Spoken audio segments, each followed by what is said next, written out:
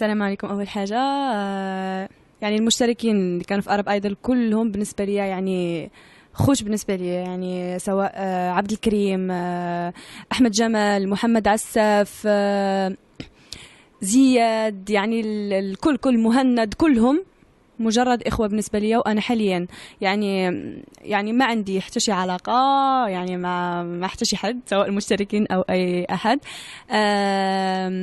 يعني ما مرتبطاش وما كنفكرش حاليا في ارتباط. حاليا مركزة فقط على المشوار الفني ديالي وعلى مسيرتي اللي يعني أنا في البدايات ديالها.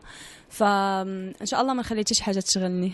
حتى قبل أرب أيضا ما كانت عندي حتى شي علاقة. أنا مازال صغيرة، يعني مازال 19 سنة،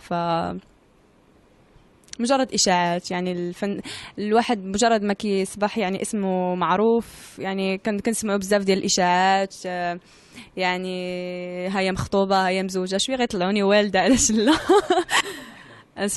سمعت انه يعني يوم وصلت للمغرب حتى هو كان في المغرب وبقى يقلب عليا. هادشي اللي سمعت. اش غنقول لك، معجب، ما عندي حتى شي تعليق عليه يعني. وي شفتو يعني وراوني التصاور. يعني انا كنحاول نقرا كاع لي كومونتير اللي عندي في تويتر، يعني ما كنلحقش. الحمد لله الجمهور كبير بزاف، يا ربي تزيد المحبه. اما يعني حتى لو جا البيت اكيد كنت غادي نستضيفو كضيف فقط، انما يعني مشروع زواج او علاقات وهذا لا. يعني انا حاليا مركزه فقط في الفن.